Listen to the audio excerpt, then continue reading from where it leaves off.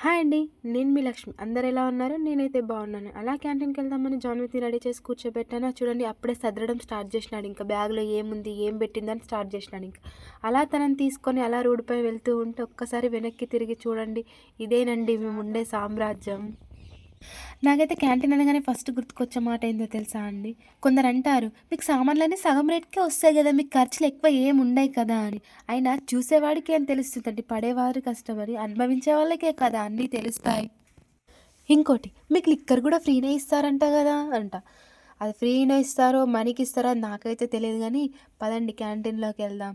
నేనైతే ఒక్క వస్తువు కొనుక్కోవడం కోసం వెళ్తానా, 10 వస్తువులు చూస్తాను. క్యాంటీన్‌లో ఏమైనా మళ్ళీ కొత్తగొచ్చినాయా, కొత్తగా ఏమైనా తీసుకొచ్చినారా అనేసి అలా చూస్తూ తిరుగుతా ఉంటామింక. ఏదైనా కనిపించిందనుకో, అది మనకి యూజ్ ఉన్నా, యూజ్ లేకున్నా ఇంకా అది బాస్కెట్‌లో పడాల్సిందే ఇంకా. ఏమంటారు మీరు కూడా అలానే ఉంటారా?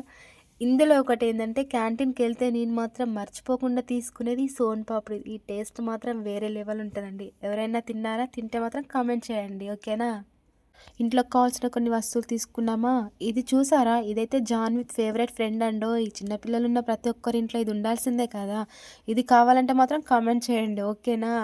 ఇంకా సామానన్నీ తీసుకొని బిల్లింగ్‌కేసామా, సామాను తీసుకోవడానికి టైం పట్టదు గానీ, బిల్లింగ్ చేసుకోవడానికి మాత్రం చాలా టైం పడుతుందండి. అలా బిల్లింగ్ చేసుకొని బయటకొచ్చామా, చూడండి నేను రెండే వస్తువుల కోసం వెళ్ళాను. కానీ బ్యాగ్ నింపుకొని వచ్చేసానండి.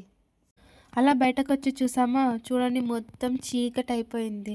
ఇలాంటి మరిన్ని వీడియోస్ కోసం నా ఛానెల్‌ని సబ్స్క్రైబ్ చేయండి, లైక్ చేయండి, షేర్ చేయడం మాత్రం మర్చిపోకండి. ఓకేనా? ప్లీజ్.